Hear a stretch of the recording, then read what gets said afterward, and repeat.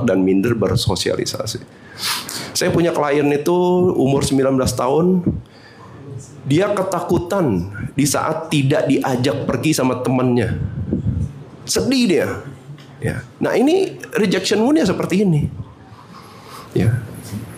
Dia tidak mau ditolak, dia tidak mau diabaikan di sosial, khususnya di circle teman-temannya. Dan itu sedih banget bagi dia.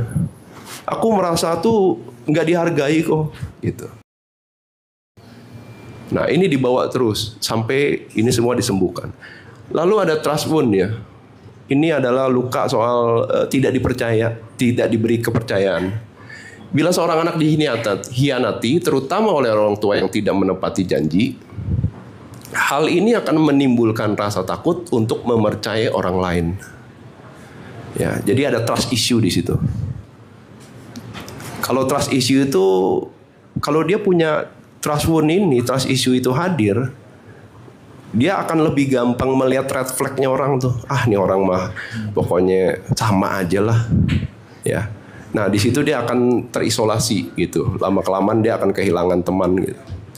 Yang terakhir itu ada guilt wound ya. Jadi luka soal rasa bersalah. Rasa bersalah yang terbentuk akibat pengalaman masa lalu yang menyebabkan seseorang merasa bersalah secara mendalam bahkan hingga dewasa. Jadi dia serba salah tuh dalam membuat sebuah keputusan. Dan keputusan yang diambil biasanya diawali dengan mengorbankan diri. Ya. Nah ini juga sebuah proses mental health tuh yang perlu kita beresin. Kalau enggak kita akan terus menerus mengorbankan diri kita tuh untuk orang yang sebenarnya nggak peduli juga gitu dengan usaha kita. Ya, pernah nggak teman-teman seperti itu? Kita udah belain lah, kita udah temenin lah, ya kan? Tahu-tahu ya dilepein gitu kan? Tuh kok ada yang ketawa kok, ada yang ketawa. Udah sering ya digituin ya. Ya. Jadi itu diberesin ya. Nah ini ciri-ciri reaksi perilaku dari luka inner child. Pertama tuh abandonment, takut ditinggal atau ditelantarkan. Kedua tuh ketidakmampuan untuk membentuk hubungan sehat pada masa remaja dan dewasa. Bingung dia, bingung. Ya. Lalu harga diri dan perasaan berharga yang rendah jadi itu. Jadi dia memandang diri dia tuh rendah. Dan ini adalah sebuah perilaku yang menurut saya ini fatal ya. Karena yang bisa menghargai diri kita dibanding orang lain di luar tuh cuma diri kita sendiri. Yang bisa menghargai diri kita secara jujur gitu. Lalu kecemasan dan ketidakamanan, insecure. Yang ketiga, yang terakhir adalah depresi. Nah untuk rejection wound, reaksi perilakunya adalah mudah membuat asumsi negatif tentang apa yang dipikirkan orang lain gitu. Nah teman-teman pernah gak sih terganggu dengan takut soal opininya orang? Nah apalagi kalau teman-teman influencer kan, waduh ini gimana nih, dibully nih saya. Kita semuanya begitu kok sebetulnya. Ya. Dan sebenarnya pernah di titik itu. Pernah di titik itu tapi ya. sekarang lagi relate dan aku jujur sekarang ini memang lagi disorot gitu, apalagi Mika dan aku ya lagi disorot banget gitu. Jadi tapi karena aku belajar, aku pun mempraktekannya tuh Mika. Jadi kita ya udah tenang aja. Yes. Seribut apapun di luar, aku belajar dari Kang Abu, dari Kohen, dari Dokter Rama.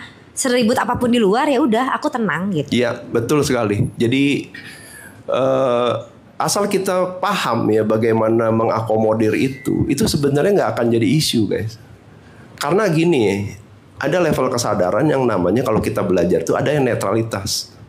Netralitas itu adalah sebuah level kesadaran yang dimana saya nggak bisa nyenengin semua orang and it's okay, nggak apa-apa gitu loh. Ya, tetapi karena kita punya luka rejection ini yang belum sembuh, kita harus jelasin ke dia, aku tuh orangnya nggak begini loh, kamu harus percaya aku. Nanti dia ke sebelahnya lagi gitu kan, ya. Untuk hanya apa? Untuk menghindari orang tuh berasumsi negatif. Ya. Padahal orang juga habis itu juga move on juga. Dia akan move on ke hal-hal yang dia alami juga. Lalu adalah waspada saat memberikan orang masuk ke dalam circle gitu.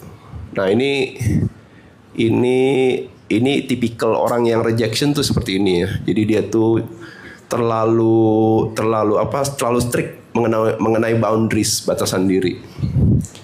Lalu merasa sulit untuk berkompromi, people pleaser, karena dia tidak mau lagi terluka sehingga dia berusaha sedemikian rupa itu untuk tidak mengalami rejection lagi, penolakan lagi.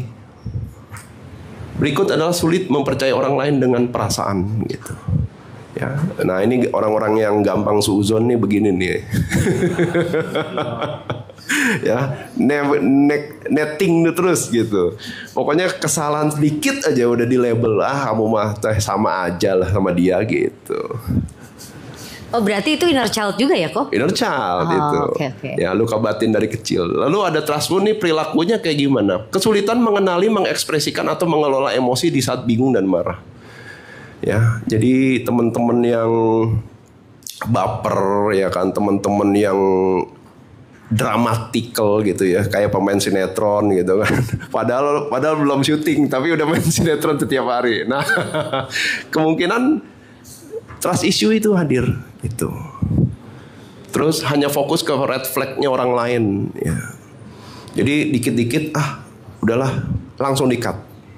Padahal ya kita tahu lah ya, namanya orang kan tempatnya berbuat salah. Tetapi bagaimana kita bisa bijak dalam berinteraksi di sosial itu ya minimal jangan terburu-buru menyimpulkan. Lalu mahir dalam ghosting dan silent treatment. Wah ini orang yang trust issue nih. Wah siapa nih yang suka trust issue nih? Pokoknya kalau yang punya trust issue ini ya, dia harus punya pasangan itu dukun.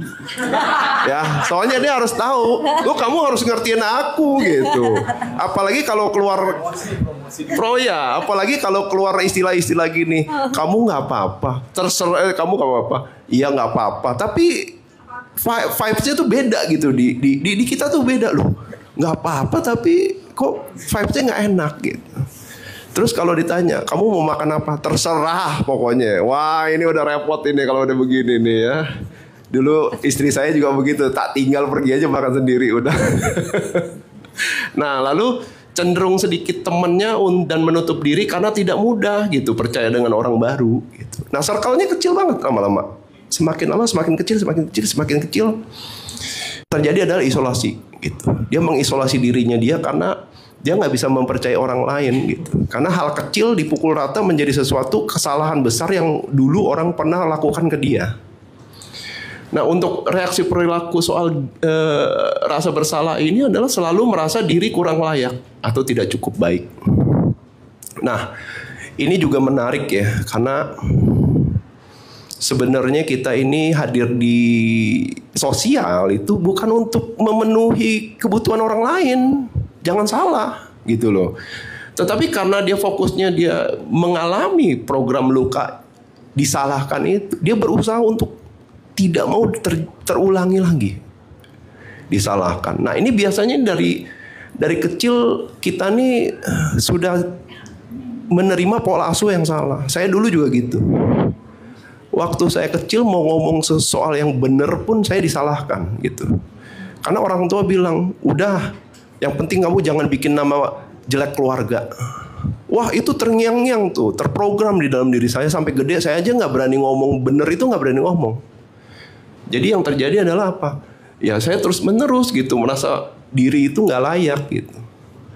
Lalu tidak berani menerima dan juga meminta sesuatu. Nah teman-teman kalau ada masalah dalam menerima sesuatu, itu problem loh. Ya. Kadang-kadang disuruh makan aja, nggak usah. Padahal mah perut mah udah keroncong, sakit mah udah mau mulai gitu kan. Kenapa? Karena ada perasaan kalau saya menerima ini nanti saya disalahkan orang tua saya. Karena program yang dulu dibilang jangan bikin malu nama keluarga. Lalu memberi terlalu berlebih. Nah siapa nih yang kadang-kadang nih ya minta nitip beli bakso ya kan, tapi mie ayam, gorengan semua ya kan, belum lagi jusnya dibeliin semua. Karena di sini ada proses dia ini ingin menjadi orang yang penting ya di mata orang lain gitu. Jadi dia over, takut mendalam menetapkan batasan. Nah ini problematika saat tidak bisa bilang tidak gitu ke orang lain. Maaf ya, nggak bisa saya. Itu susah bagi orang yang punya luka takut disalahkan itu. Ya. Ngomong tidak aja untuk diri sendiri aja nggak bisa. Jadinya apa? Ya oke, tapi dalam hati dia ngeluh, kecewa, nggak terima. Nah yang terakhir adalah biasanya menarik orang yang membuat mereka merasa bersalah. Nah jadi kalau teman-teman punya pengulangan dalam berhubungan dengan orang lain yang terlalu otoriter terhadap kita, ya sebenarnya bukan salah mereka, tapi kita ada luka ini yang menarik mereka datang terus.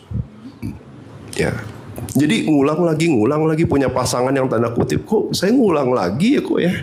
Karena kamu belum sembuh dan luka ini dia mampu menarik orang lain yang tadi Mbak Dini bilang sebagai cermin yang memberikan pesan, ya sudah gitu loh. Lukanya disembuhkan. Caranya gimana untuk nyembuhin? Dari saya ada 4. Pertama itu diakui dulu, ya mulai belajar jujur ke diri sendiri. Ya. Apapun yang sudah dialami di ranah realita maupun batin. Jadi jujur, kadang-kadang kita nih susah ngomong untuk jujur ke diri sendiri. Diakui dulu. Kalau udah diakui baru bisa kita terima.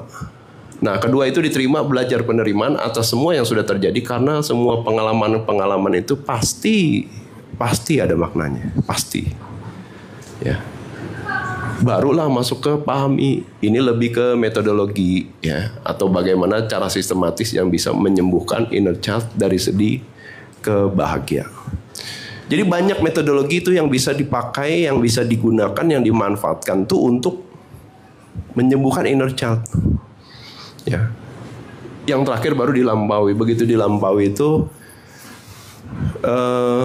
inner child kita sudah sembuh, sehingga kita program-program itu pun terilis dengan sendirinya ya. Nah ini metodologi pendukung, ada journaling, ya metode rilis, nulis. Jadi kita curhat ke buku. Ini powerful banget ya. Karena emosi, luka batin, program itu harus dirilis. Nah salah satunya lewat journaling. Kedua me time. Ya. Jadi pernah nggak teman-teman tuh ya 2 jam lah, 1 jam 2 jam tuh untuk diri sendiri gitu. Saya mau ngapain hari ini ya? Oh saya mau ngopi sendiri, enjoyin aja nggak apa-apa ya. Saya mau jalan kok, olahraga ya olahraga gitu, silakan ya. Yang penting sediakan waktu tuh untuk diri sendiri, me time gitu loh ya. Jadi di situ kita mulai ada terbangun koneksi antara saya dengan diri saya sendiri. Lalu meditasi. Nah meditasi ini melatih soal fokus ya. Apapun metodologinya ya. Meditasi kan banyak. Kenapa? Karena supaya pada saat kita mengalami sebuah peristiwa, kita nggak langsung merespon, nggak reaktif. Jadi itu kuncinya adalah di fokus. Nah fokus itu bisa dilatih lewat meditasi. Ya, supaya kita tidak langsung reaktif dan ada jeda di situ sebelum kita merespon. Yang terakhir adalah self love ya. Kadang kita tuh sendiri sering berkorban untuk orang lain hanya demi mendapatkan kembali kasih sayang dari mereka. Yang sebenarnya kita bisa berikan ke diri sejak awal gitu. Ya. Nanti ini soal kekurangan cinta. Jadi semuanya itu, inner child itu dasarnya adalah kekurangan cinta dari figur otoritas, yaitu orang tua kita. Kita nggak pernah dapat itu, perhatiannya kurang, cintanya kurang, kasih sayangnya kurang ya. Kalau kata Dok Rama tuh, orang tua cuma kasih, yang penting saya udah kasih kamu sekolah yang bagus, udah kasih kamu gadget yang canggih, yang mahal, udah kasih kamu kendaraan kendaraan yang mewah gitu. Tapi sayangnya nggak ada.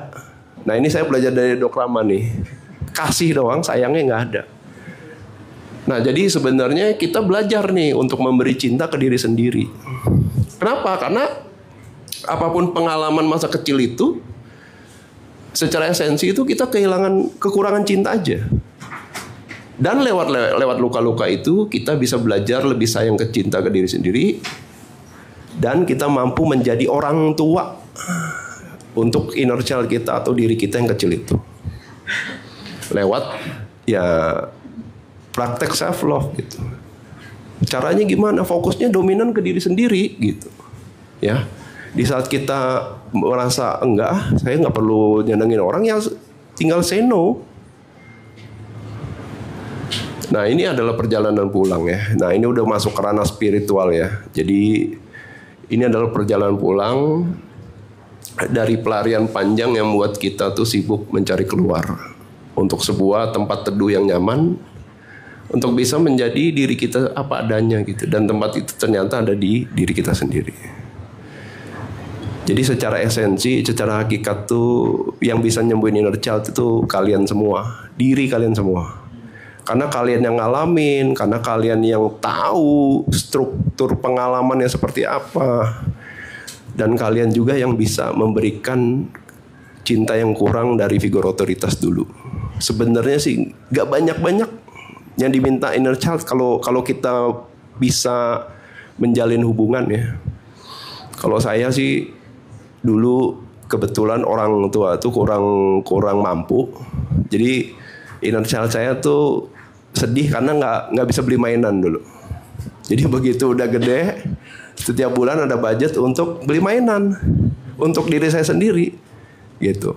Dan udah begitu udah happy, udah cukup. Ya sudah kalau begitu, thank you. Ya. Oke. Tepuk tangan dulu dong buat Kohen. Terima kasih banyak Kohen. Nanti kalau misalnya ada yang mau nanya-nanya tentang inner child, luka batin bisa ke Kohen. Tapi sebelumnya kita dengar dulu paparan dari Kang Abu ya. Jadi biar semuanya dapat ilmunya. Nanti kalau ada pertanyaan boleh ya. Silakan Kang Abu. Oke, thank you. Teman-teman boleh tepuk tangan sekali lagi. Oke, pertama-tama kita mengucapkan terima kasih atas kedatangan teman-teman mau hadir di launchingnya Bangun Jiwa. Dan ini akan menjadi movement yang mudah-mudahan movement ini outputnya adalah kebermanfaatan. Saya rasa kalau teman-teman tadi ngelihat segitiga gitu ya, dan kalau teman-teman pernah ke Bali yang begitu landing itu pasti ada kata-kata Trihita Karana. Trihita Karana itu adalah, saya rasa ini yang akan jadi apa ya, goals hidup kita, harmony with God, harmony with people, dan harmony with nature. Jadi ada makrokosmos, metakosmos, dan mikrokosmos, jadi selaras gitu. Dan saya rasa hidup ini kata kuncinya adalah harmoni. Setuju nggak teman-teman? Setuju ya teman-teman ya? Oke, nah mungkin saya nggak akan terlalu formal pakai slide karena ini akan hanya jadi bridging untuk kita nanti dialog. Jadi nama saya Abu, sekali lagi memperkenalkan diri. Saya basically magician, sebenarnya saya pesulap gitu ya. Dulu tahun 2010 saya pernah ada di The Master RCTI. Dan ini tahun ke-15 saya melakukan research. Dan research ini berkaitan sama 3 hal.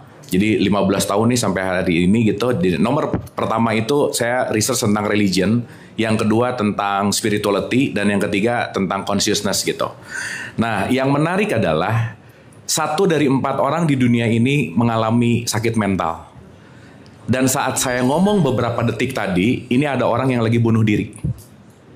Dan peningkatan bunuh diri ini terjadi hampir 24% dari tahun kemarin ke sekarang. Dan ini terjadi terbanyak di generasi Z. Dan yang menarik adalah semua isu mental yang nanti mungkin Dr. Rama akan sampaikan, itu terjadi arise dengan pertumbuhan teknologi yang cepat, dengan bagaimana kita tidak mulai mengenal diri, sehingga kita hidup ini saat ini mulai tidak mengenal siapa diri kita yang sejati gitu. Teman-teman, saya pernah diskusi sama beberapa orang, dan begitu saya tanya, kamu tuh siapa? Ketika dia nanya atau dia menjawab, saya ini nama, saya ini jabatan, saya ini kemampuan dan lain-lain, itu adalah tempelan-tempelan yang hari ini sekali lagi banyak orang kalau pakai bahasa kerennya disebut alienated soul. Banyak orang hari ini yang tidak damai, yang tidak betah di tubuhnya sendiri gitu. Nah, saya mau kasih contoh dulu sederhana biar kita bisa interaksi gitu. Oke, teman-teman, saya mau bikin kuis. Saya kasih waktu 3 detik. Berapa detik? 3. Nah, enggak deng, 3 detik kelamaan. 2 detik. 2 detik ya. 2 detik berarti begitu saya ngomong, tek, cek, langsung dijawab gitu. Setuju?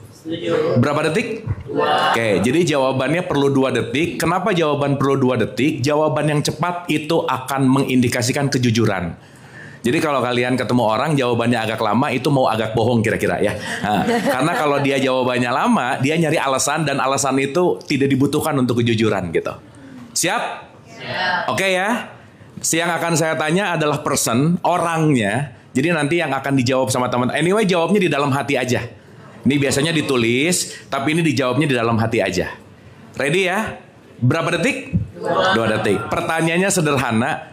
Dalam hidup kalian, siapa orang yang paling berharga? Cetek, jawab, lock. Udah punya jawabannya masing-masing? Ada yang jawab orang tuanya? Angkat tangan. Jawab orang tua ada? Oke. Ada yang jawab pasangannya? Ya emang di mana-mana yang jawaban pasangan sedikit banget ya. Ya, emang pasangan nggak berharga amat sih ya. Nggak apa-apa ya. Yang jawabannya sedikit, ini di seminar-seminar saya yang lain juga jawabannya begitu. Ada kalau punya putra-putri, ada yang jawab anak-anaknya. Ada yang jawab adik kakaknya. Ada yang jawab siapapun yang konteksnya jawaban yang tadi itu 80% di mana-mana itu pasti jawabnya orang lain gitu. Nah, mudah-mudahan di sini oke. Ada yang jawab dirinya sendiri nggak? Oke, nice. Keren. Ya. Tapi less than 5% ya. Nah, teman-teman, dengan pertanyaan singkat tadi, saat ada kata-kata siapa yang paling berharga dan yang dipikirin adalah orang lain, itu indikator parameter jangan-jangan aku belum atau aku melupakan diriku atau aku tidak care terhadap diri gitu. Sehingga ya sorry itu saya ya, kalau di sini tadi community jawaban 5% kurang, ya maksudnya 5% yang jawab diri sendiri, bisa agak dipastikan saya lagi ngomong sama orang-orang yang stres gitu ya kira-kira. Ya, stresnya ada, depresi, overthinking, anxiety gitu. Kenapa? Ditanya yang paling berharga aja jawabannya orang lain gitu. Dan saya perlu garis bawahi ya teman-teman, sorry to say, at the end of the day, tidak akan ada orang yang akan menyayangi kita kecuali kita menyayangi diri sendiri. Selesai udah. Selesai aja udah. Jadi jangan pernah craving love dari luar, karena pada akhirnya akan sia-sia gitu. Dan yang menarik paradoksnya adalah yang akan membuat kita sakit hati pasti orang yang kita sayang. Kita nggak akan pernah berantem sama musuh kita, tapi kita akan berantem sama orang yang paling kita care, paling kita sayang gitu. Makanya itu akan menjadi sebuah paradoks yang menarik untuk kita selami gitu. Sampai sini oke teman-teman? Clear ya? Nah jadi bangun jiwa ini movement-movement untuk setidaknya menjadi wadah untuk kita belajar untuk mengenal diri gitu. Nah saya nggak akan terlalu lama supaya nanti sesi dialognya akan lebih panjang. Dari satu penelitian yang saya pernah pakai, jadi saya dari 2010 tuh research gitu ya, dan ini ada satu penelitian yang saya rasa teman-teman mungkin udah tahu, yang belum tahu mungkin ini akan menjadi satu informasi baru. Teman-teman pernah dengar kata toxic? Pernah dengar ya? Nah, toxic itu sekarang lagi happening gitu. Nah, ada satu penelitian yang namanya toxic sukses. Jadi hari ini lagi musim orang kecanduan sukses gitu. Udah sukses, kecanduan. Nah, perlu teman-teman ketahui, ada satu peneliti namanya Paul Purcell PhD, dia adalah meneliti tentang toxic sukses. Dia meneliti selama 10 tahun 100 orang yang paling sukses sedunia. 100 orang yang paling sukses sedunia. Jadi kalau ini gunungnya teman-teman, orang yang udah nyampe puncak gunung, dia teliti 100 orang. Dan yang menarik adalah 90% orang yang di puncak gunung kesuksesannya itu ternyata hidupnya nggak bahagia. 90%-nya ternyata banyak matinya bunuh diri. Dan 90%-nya dia nggak pernah mencukupi dan merasa cukup dalam hidupnya. Itu menarik. Sehingga orang yang nyampe puncak aja 90% ternyata nggak happy. Yang lebih bahaya lagi, yang belum sukses-sukses amat, itu juga merasa udah sukses, itu lebih nggak happy lagi gitu intinya. Itu yang menarik, itu jadi pre-toxic gitu kira-kira. Nah, yang menarik lagi dari penelitian ini, ternyata hanya 10% yang disebut sweet sukses. Sukses, tapi dia terpenuhi batinnya, terpenuhi hidupnya, konten. Karena sorry ya, yang 90% ini dia banyak sekali mengorbankan sesuatu. Dia nyampe puncak, tapi hubungan sama pasangannya berantakan. Dia nyampe puncak, tapi dia nggak punya komunikasi yang baik sama anaknya. Dia nyampe puncak, tapi ngerasa nggak punya apa-apa terus gitu. Sehingga nanti mungkin kita akan belajar ya, salah satu ilmu yang penting kita pegang dalam hidup itu adalah ilmu cukup gitu.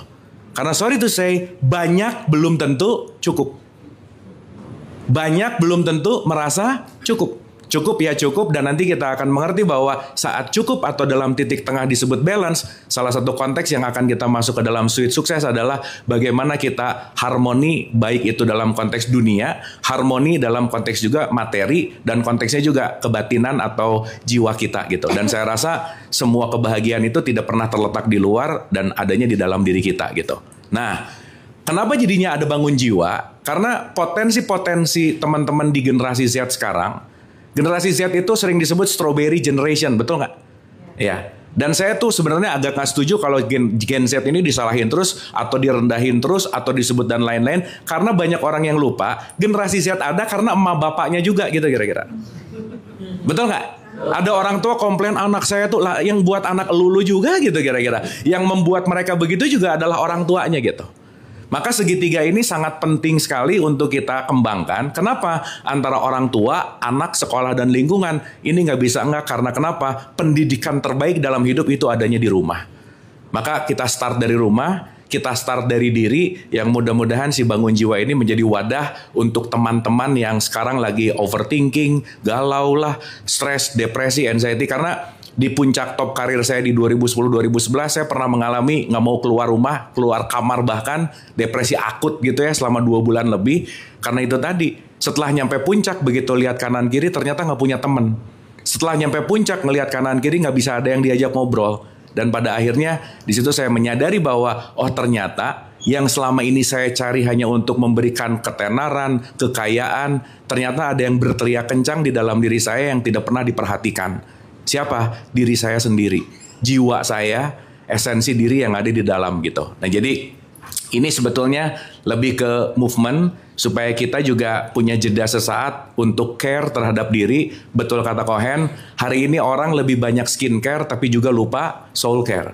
Padahal skin itu kulitnya, soul itu adalah esensinya. Kalau saya bagi ya teman-teman, sorry to say, tubuh fisik kita ini tidak mungkin akan bekerja maksimal kalau software jiwanya tuh dalam tanda petik nggak diupdate gitu. Maka saya sering mengatakan bahwa begini, ada bagian fisik, ada bagian non fisik, ada bagian jasad, ada bagian rohani. Yang punya bobot, gramasi, kilogram, berat, beban kan pasti tubuh, betul nggak? Bagian materi kita gitu. Bagian imateri jiwa kita itu jangan-jangan nggak terlalu banyak care kitanya, nggak terlalu banyak diberikan nutrisi, maka itu sangat memengaruhi.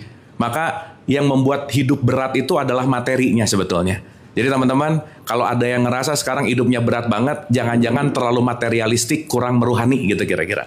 Jangan-jangan terlalu sibuk dengan sesuatu yang fisikal, tapi lupa bahwa esensi diri kita yang sejati itu bukan yang fisik, tetapi si softwarenya gitu. Nah jadi saya bagian dari teman-teman di sini mau mengajak sama teman-teman, dan teman-teman di sini sekali lagi terima kasih udah mau hadir, yang mudah-mudahan kita bisa spread ini, semangat ini, karena sekarang kan kita movementnya by community gitu ya teman-teman, sehingga mudah-mudahan dengan niat baik kita untuk menyebarkan vibe positif ini juga menurunkan tingkat-tingkat stres, depresi, dan anxiety gitu. Setuju teman-teman? Setuju. Oke ya. Oke, dan mungkin dari saya terakhir, saya akan menutup dengan satu statement bahwa siapapun, apapun yang sedang mengalami hal-hal yang kira-kira sekarang gak nyaman, hal-hal yang kira-kira sekarang gak enak, saya mengambil satu quotes dari Rumi. Rumi mengatakan begini, luka adalah tempat cahaya masuk. Kalau kalian tidak pernah terluka, tidak akan pernah ada cahaya masuk ke dalam diri kita. Maka jadikanlah luka sebagai tempat untuk membuka, menyadari bahwa stres, depresi, anxiety itu alarm. Alarm di mana mengingatkan bahwa ayo dong, kamu perlu nengok ke dalam sebentar. Karena jangan-jangan yang di dalam ini sudah berteriak lama, sudah kencang sekali berteriak, tapi mungkin lupa untuk kita perhatikan. Dan terakhir teman-teman, please dari sini ke belakang boleh lupa, tapi kalau yang terakhir ini sebisa mungkin jangan lupa. Kuncinya adalah, garis bawah ya, kuncinya adalah manusia tidak pernah punya masalah dengan apapun dan siapapun kecuali sama egonya, titik. Setuju? Boleh diulang? Ada tepuk tangannya kurang ikhlas ya, boleh. Oke, kita ulang ya. Manusia tidak pernah punya masalah dengan apapun dan siapapun kecuali dengan ego. Setuju? Pertanyaannya teman-teman, ego ada di luar atau ada di dalam? Oleh karena itu kalau teman-teman punya masalah, masalahnya bukan ada di luar, jangan pernah cari jalan keluar, tapi cari jalan ke dalam. Terima kasih telah hadir di Bangun Jiwa, dan mudah-mudahan Bangun Jiwa adalah sarana untuk membawa kita menuju ke dalam, membereskan yang di dalam, sehingga ketika di dalamnya selesai, di luar pasti ikut selesai. Terima kasih.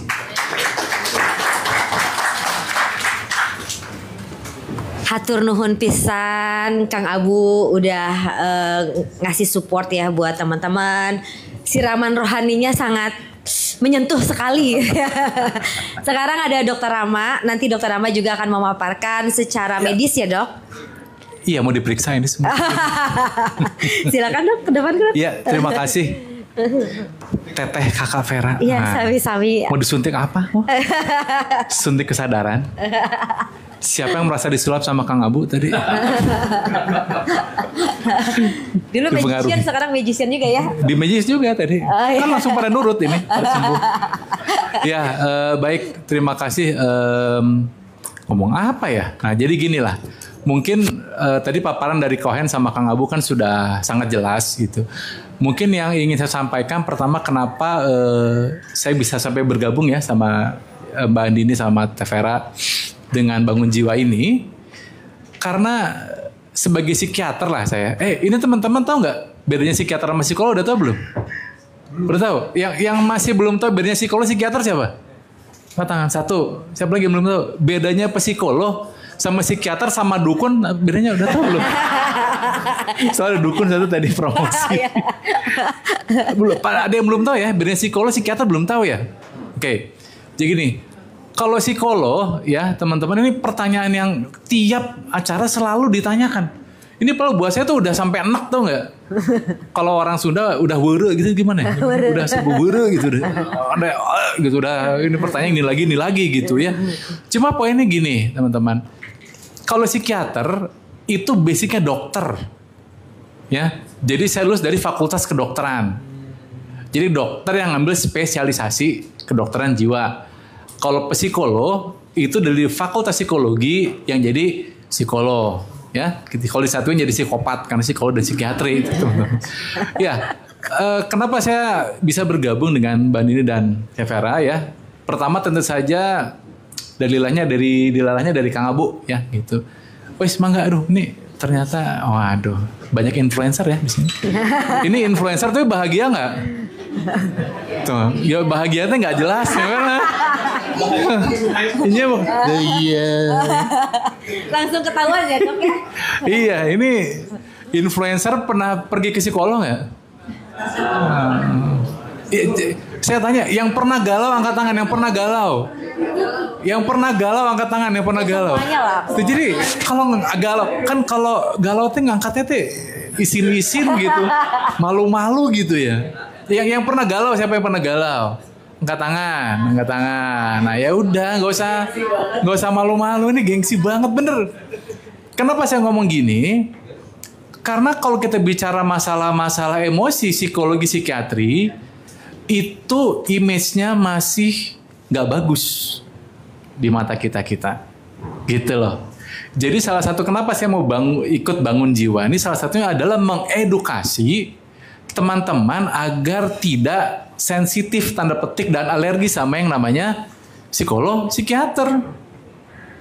Ya, karena memang rata-rata kalau orang punya masalah emosi itu datang ke saya itu sebagai pengalaman psikiater ya, itu saya tuh yang terakhir biasanya. Kalau udah rungsing banget, galau banget, udah bener-bener insom, segala baru ke saya. Biasanya mah memang masuknya ke Kohen hilang sama Kang Abu. Biasanya ke Kohen sama Kang Abu dulu. Jadi memang banyak ini ya teman-teman, mitos-mitos mengenai masalah-masalah emosi. Saya mau bahas sedikit aja lah masalah-masalah mitos ya dan misinformasi mengenai masalah-masalah kesehatan mental. Ya, yang pertama, yang paling sering nih ya, yang paling sering relate, masalah kesehatan mental itu sering banget dikaitkan dengan masalah-masalah spiritual dan religi. Ya, sering. Jadi kalau kita punya masalah emosi, ya, itu kita sering dibilang kurang iman, kurang imin, kurang berdoa, kurang ibadah. Sering mendengar itu? Nah, ya itu. Jadi saya ingin mengalihkan gitu ya, merubah peradaban itu. Kenapa? Jadi teman-teman harus paham apa yang dilakukan psikiater itu sifatnya ilmiah ya teman-teman. Jadi sebenarnya saya nggak bawa gambarnya sih ya sama fotonya ya. Jadi tapi teman-teman boleh googling deh ya. Jadi kalau bicara psikiatri ya, jangan psikiatri deh. Ini logika aja teman-teman. Kalau kita pengen belajar gangguan-gangguan pada penyakit jantung, kita mesti paham apa sih? Anatomi jantung dan cara kerja jantung, fisiologinya, betul nggak? Kalau pengen tahu kenapa apa itu radang paru-paru, kita mesti paham apa itu anatomi paru dan fisiologi paru. Nah, untuk memahami emosi kemana organnya? Ayo, saya tanya, di mana? Di otak. Makanya gangguan kesehatan mental ini sering dianggap tidak terlihat.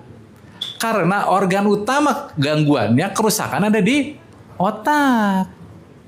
Nah, ini yang banyak orang nggak paham. Nah, saya itu nanti banyak membantu di sana. Ya, membantu mengedukasi. Kenapa? Kalau kita tidak mengedukasi bahwa ini sebuah gangguan yang jelas organnya, orang-orang nanti jadi miss lagi gitu. Nganggap bahwa ini tuh masalah-masalah spiritual semata, religi semata, dan iman semata itu sebenarnya. Teman-teman, ya. Kenapa? Karena kalau tadi Cohen ngobrol inner child itu masalahnya lebih ke perilaku. Nah, yang saya temukan apa? Dan mudah-mudahan nggak sampai ya gitu. Jadi saya mau jalan terakhir gitu. Ya apa? Jadi gangguan-gangguan fisik. Itu biasanya. Nah, dari gangguan-gangguan emosi itu, ya, yang paling sering adalah gangguan di perut. Udah nggak ada lagi. Mah, bukan pah ya. Jadi pokoknya hampir semua pasien saya yang datang ke saya itu pasti punya GERD. Pasti punya gangguan di perut. Mau tahu kenapa? Ada yang tahu nggak kenapa punya gangguan di perut orang dengan gangguan emosi? Jadi kalau kita bicara gangguan-gangguan kecemasan, depresi ya teman-teman, ya ada kan gini, gangguan-gangguan di emosi kita itu kan di otak. Di otak itu ada yang namanya hormon-hormon neurotransmitter dan ada sistem saraf. Nah itu terganggu. Nah kalau dalam ilmiahnya itu waktu kecil kita, waktu masih dalam kandungan ibu kita. Jadi kalau ngomong inner child tadi ya, Cohen ya, inner child itu bisa dimulai dari teman-teman ada di kandungan sebenarnya. Iya, kalau dalam kandungan ibu bapaknya berantem, anak sudah bisa dengar loh umur 4-5 bulan. Nanti kita lari ke itu ya, ke pernikahan. Ya, gitu. Premarital. Jadi sebelum nikah bahkan harus sudah sehat gitu. Maka tadi Cohen bilang. Nah, jadi lebih dari 70% serotonin yang ada di tubuh kita itu ada di perut. Makanya teman-teman kalau ada masalah emosi banyak di perut, coba rasain deh. Pernah nggak ngerasain yang gitu? Waktu kecil, waktu sekolah aja. Pernah nggak mau ujian sakit perut? Sering? Nah, ini Cohen pasti sering sakit perut ya waktu ujian, waktu kecil. Mules. Ya, jadi poinnya apa? Saya ingin menyampaikan bahwa ini tuh ilmiah banget.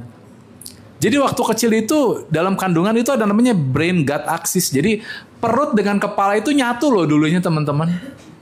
Tapi makin dewasa itu makin besar dia makin melonggar dengan adanya tulang belakang. Nah jadi teman-teman di sini saya Kang Abu, Cohen, Tevera dan Mbak Andina itu pengen banget supaya teman-teman tuh nggak malu ya sebenarnya kita tuh gitu. Untuk ngomong, bercerita kalau memang ada masalah. Karena banyak yang nggak berani gitu ke psikiater aja. Tapi lebih banyak bapak ibunya sih, Madinah. Kalau anak-anaknya mah rata-rata berani sekarang. Zaman saya sekolah dulu 2010, 2011 itu pasien-pasien remaja anak itu jarang banget ada. Jarang sekali saya. Jadi kalau misalnya 6 bulan stase di anak remaja, itu paling dapat pasien 3 saya. 6 bulan cuma ada 3. Sekarang saya praktek tiap hari ada anak remaja. Mulai dari 14 tahun sampai ya kalau udah dewasa lebih 20 tahunan lah kira-kira gitu. Jadi dan mereka berani datang sendiri loh, teman-teman. Ada saya anak umur 13 tahun datang ke saya pakai uang jajannya coba. Pakai uang jajannya. Kenapa? Karena dia udah ngomong sama bapak ibunya, ini nggak semua ya. Ngomong dengan bapak ibunya, kayaknya ini psikologis deh, mam, atau ini psikiatris deh. Buang-buang duit, nah, ngapain? Nah, itu tuh. Jadi memang di sini dengan Bangun Jiwa, saya dengan teman-teman ingin ngedukasi, biar teman-teman nggak jatuh dalam gangguan, tapi memprevensi supaya tidak ada gangguan. Karena tadi Mbak Dini sudah bilang Indonesia emas itu 2045, ya teman-teman dari sekarang harus sudah siap gitu. Karena dengan sekarang siap, nanti teman-teman 20 tahun lagi pasti mantap. Dan semoga nanti teman-teman bisa lebih mengenal diri di Bangun Jiwa ini gitu. Karena masalah-masalah yang sering terjadi juga pada pasien-pasien saya adalah mereka tidak mengenali diri. Apalagi yang sudah seumur 40 tahun seperti kita-kita nih, ya, Mbak Dini, kamera ya, gitu. Iya. Aku 34. Belum ya? 34. Aku 24 deh. 24. Iya, saya juga 24, 20 tahun yang lalu. Ya gitu, ya teman-teman. Jadi singkat cerita, terima kasih buat teman-teman yang sudah datang. Ya, semoga dengan adanya Bangun Jiwa ini, teman-teman bisa lebih mengenal diri dan bisa lebih aware. Nanti lebih singkatnya mungkin perlu diajari deteksi dini. Kenapa ya tadi? Karena kalau udah datang ke saya, itu rempong lah. Jadi saya tuh sebenarnya jalan terakhir gitu loh.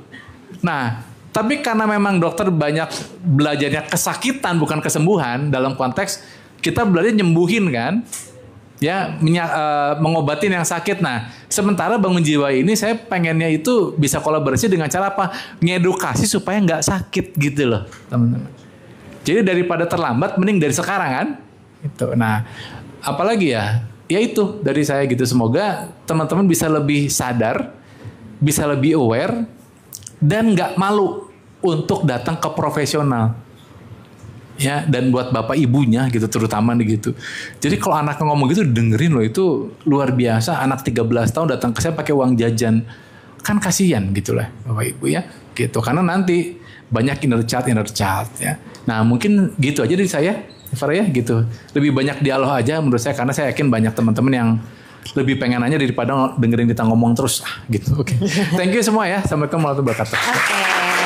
Terima kasih dok. Ini dokter gimana Kang? Dokter dunia akhirat ya? Iya. Luar biasa akhirat banget yang ya. Mana ini kudu private. Oke teman-teman, kalau ada pertanyaan atau misalnya ada mau curhat di sini juga boleh ya. Siapa boleh ada yang mau nanya? Feedback kali juga. Oh oke.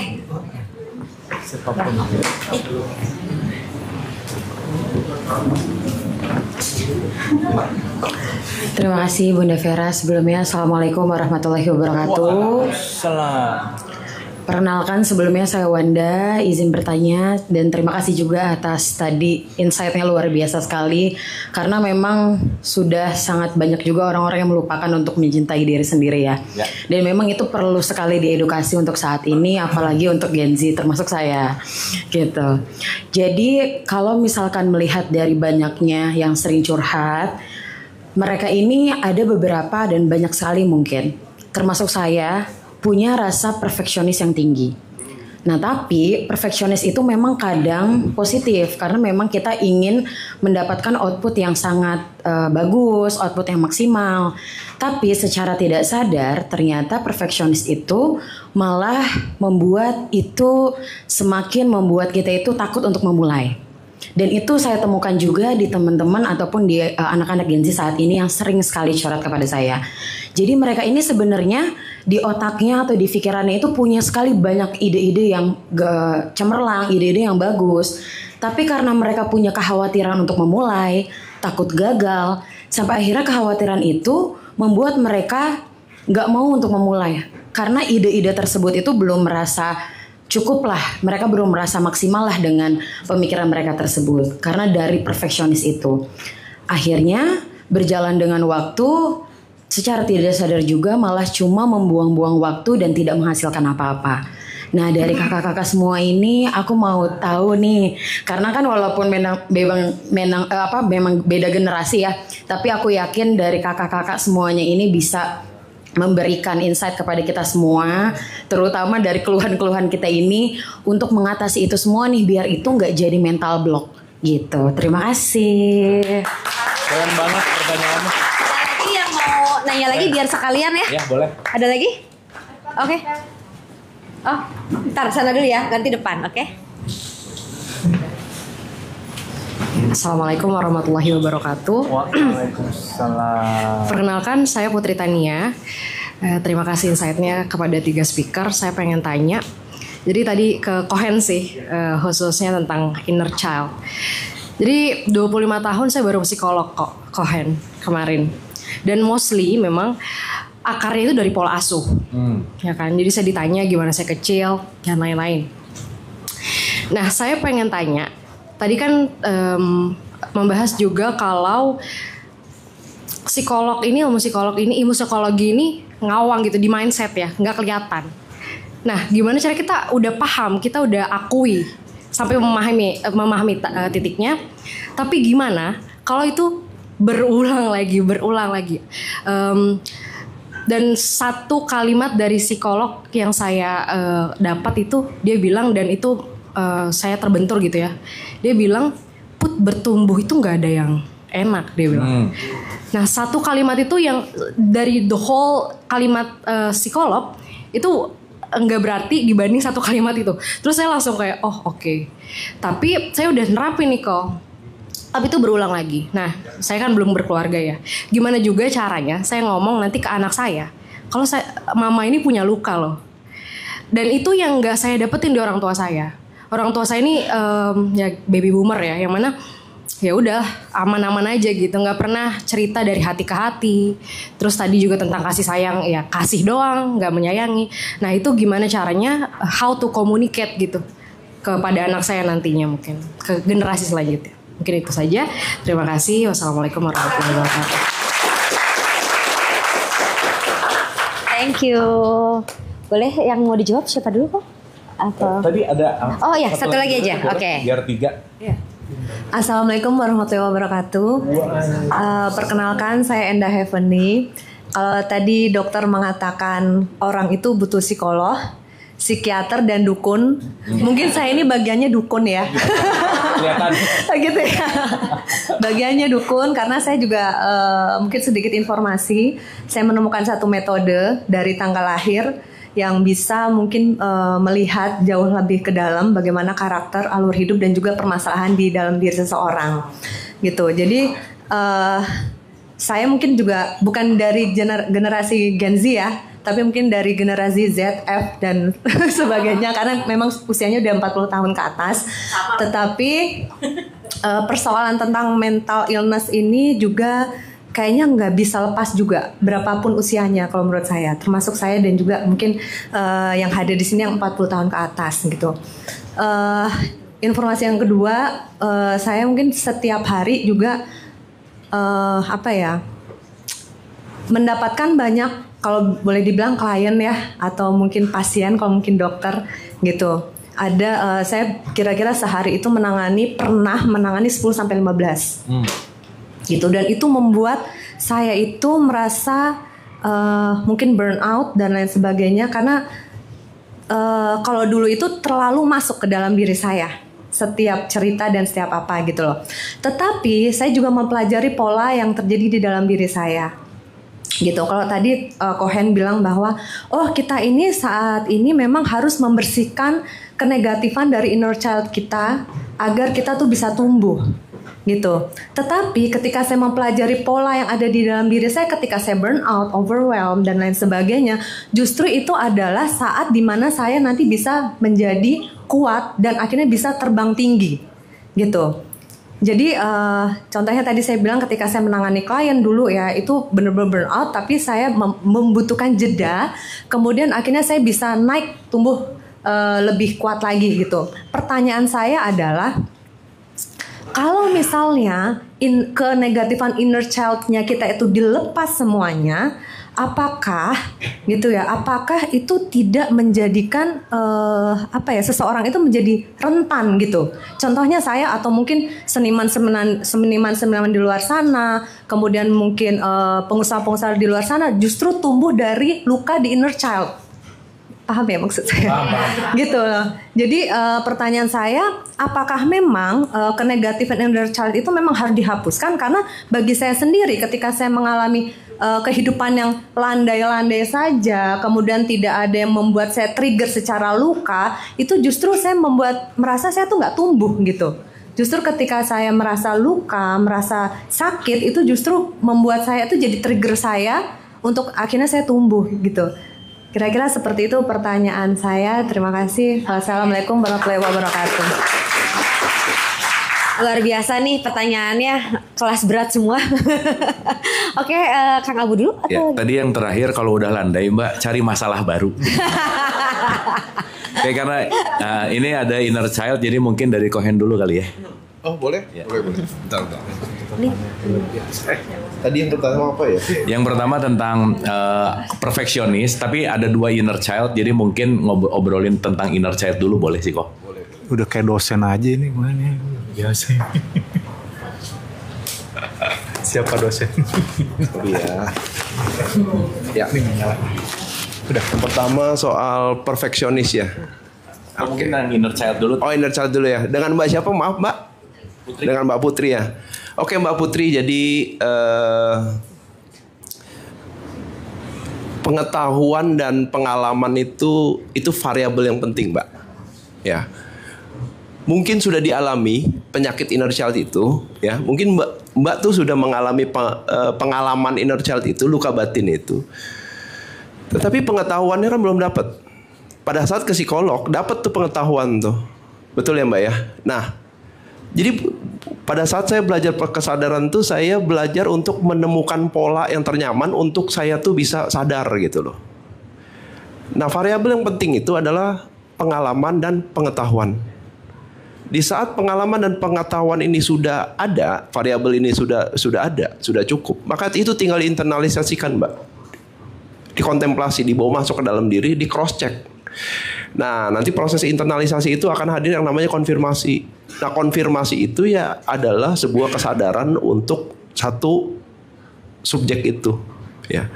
Nah, kalau tanya soal pola pengulangan, bagaimana soal pola pengulangan? Itu kembali lagi how to respondnya, Mbak. Ya, kalau kita masih merespon yang sama dengan reaksi yang sama, di situ pola pengulangan akan terus terjadi. Paham ya? Karena artinya belum dapat kesadaran nih, ya. Secara sistem tuh kita masih auto respon gitu, ya. Nah, makanya penting untuk belajar diem, Mbak. Ya. Salah satu cara paling efektif untuk mengurangi pola pengulangan itu diem. Pada saat sebuah peristiwa hadir, ya, kuncinya kan direspon. Nah, pada saat kita diem, kita tidak auto respon, kita melatih diri. Memang butuh dilatih. Itu sebuah proses. Pada saat kita melatih diri untuk diem, ya, di situ kita menghadirkan jeda tuh untuk menganalisa ulang. Ya, jangan-jangan saya hanya cukup belajar untuk menerima. Jangan-jangan saya hanya cukup untuk memaklumi, gitu loh. Nah, di sini kan kita kan belajar untuk tidak terjebak dengan program bawah sadar inner child yang membuat kita auto respon kan. Nah, disinilah nanti Mbak bisa coba untuk belajar diam, mengamati, ya. Terus mengamati apa? Emosi yang bergejolak. Terus mengamati yang namanya itu pikiran yang wah, kasar ngomong ini berkelut gitu loh. Kenapa? Karena emosi itu datang dan pergi itu Mbak bayangin sebagai awan. Ya. Kalau kita beri fokus, energi kita semua tuh akan kesana semua, Mbak. Kita akan cokokin terus dengan energi kita. Lama-lama yang emosi takut dicokokin terus, kita kasih terus energi kita, dia nggak bisa pergi, lama kelamaan dia menggelembung jadi kemarahan. Begitu juga cemas bisa jadi kecemasan, takut bisa jadi ketakutan. Ibaratnya gini Mbak, itu kayak tamu yang mbak nggak suka ya, tapi Mbak kasih makan gitu, kasih minum, terus kasih password wifi gitu, ya dia nggak pergi-pergi tuh. Nah makanya di situ Mbak belajar untuk mengizinkan itu hadir, tetapi tidak perlu direspon, lewat belajar diam. Nah itu menurut saya nanti Mbak bisa praktekkan sendiri, dialami kembali gitu. Karena yang dibutuhkan sekarang kan baru dapat pengetahuan ini. Cepat lambat nanti pengetahuan baru itu akan membawa Mbak ke pengalaman baru juga. Oh, ini mungkin saatnya saya coba, ya. Karena kalau saya pinjem kata-kata Ngkong Einstein ya, dia bilang sebuah kegilaan kalau kita melakukan ya hal yang sama, tetapi kita mengharapkan sesuatu yang beda. Ya, itu gila tuh namanya tuh. Kita ngelakuin yang sama nih, responnya sama, tapi kita berharap hasilnya beda. Dan itu dibilang insanity. Nah, disitulah esensi dari belajar diam, meluk. Terus udah itu juga belajar untuk merubah pola responnya. Gitu ya Mbak ya? Cukup ya? Oke, nanti tinggal dicoba aja Mbak ya. Oke, terima kasih Kohen. Oh, perfeksionis atau? Satu lagi dengan saya itu kalau diberesin aku jadi Oh iya, kalau inner child. Oh oke. Nah, jadi inner child itu kan sebenarnya sebagai proses bagaimana kita ini belajar mengenal sisi kita yang tersakiti gitu. Tetapi inner child itu dia nanti juga akan jadi penyemangat ya pada saat dia sudah sembuh ya. Nah mungkin kalau Mbak itu kan berangkat dari sebuah tekanan ya yang nanti diolah menjadi sebuah semangat untuk melakukan yang terbaik gitu ya kan, jadi ambisi lah gitulah ya kan. Tetapi yang perlu saya share itu mengenai energi takut itu, energi terluka itu dia bermain di ranah level kesadaran yang force. Kalau di David R. Hawkins, ya. Tapi yang di atasnya itu adalah power, dan salah satu power itu adalah cinta, gitu loh. Kenapa? Karena hanya cinta yang bisa menyembuhkan dan juga menumbuhkan. Nggak cuma menumbuhkan diri kita ya, jiwa kita, tetapi juga orang-orang sekitar kita. Ya. Nah, mungkin Mbak nanti bisa coba untuk belajar untuk mengolah energi cinta ini daripada mengolah energi yang sakit ini, maksudnya luka batin ini gitu kan, Mbak ya. Ya. Mungkin di awal Mbak berangkat dari terluka batin dan ini saya jadikan sebagai bahan bakar untuk sukses. Tetapi pertanyaannya, tujuan untuk sukses itu untuk siapa? Pembuktiankah keluar kalau saya sudah sembuh? Pembuktiankah ke diri saya? Karena di saat kita sudah sadar dan kita cinta ke diri kita sendiri, gak ada yang perlu dibuktikan juga sih. Ya, gak ada. Kita gak perlu membuktikan ke siapa-siapa kalau saya ini sudah sembuh, gak perlu. Ya, tetapi kita tinggal memberikan contoh. Aku yang dulu terluka sekarang ya sudah selesai dan bisa berbagi sesuatu. Nah, karena cinta itu soal berbagi nanti, soal kebermanfaatan gitu. Nah, mungkin kalau dari sudut pandang saya, perspektif Mbak itu lebih ke subjektif ya. Tapi nanti kalau misalnya dia bisa di upscale, dinaikkan ya, itu nggak hanya bermanfaat untuk diri saya, ya, saya juga bisa bermanfaat ke keluarga saya dan juga bisa bermanfaat ke orang lain, gitu. Kalau dari saya sih seperti itu, Mbak. Ya. Jadi cinta itu lebih besar lah dibandingkan luka itu. Nah, jadi kemelekatan itu ya salah satu indikator nanti kita akan terjebak dengan dualitas itu, benar salah baik buruk lagi gitu. Karena kita masih berkaca ke luar diri. Ya. Oke, cukup, Mbak. Udah. Oke, mungkin saya kasih footnote sedikit dari apa yang disampaikan Cohen. Teman-teman, mungkin ini sedikit agak teoretikal, tapi saya rasa kita perlu tahu mekanismenya. Jadi ada satu konteks di mana kita perlu banget untuk ngerti self-engineering. Ini tuh teknologi canggih, tapi banyak orang nggak tahu cara makainya. Ya, oke. Ini mungkin basicnya dulu ya, supaya kita benar-benar paham. Dalam konteks kesadaran, itu setidaknya ada 3 layer. Bisa ngebayangin ada iceberg gunung ya. Yang paling atas itu disebut sadar, ke bawah sedikit disebut bawah sadar, paling bawah disebut tidak sadar. Ada 3 nih. Nah, teman-teman perlu memahami, sadar kita tuh cuma 1%. Berapa persen? 1%. Bawah sadarnya 9%, bawah sadarnya tuh 90%.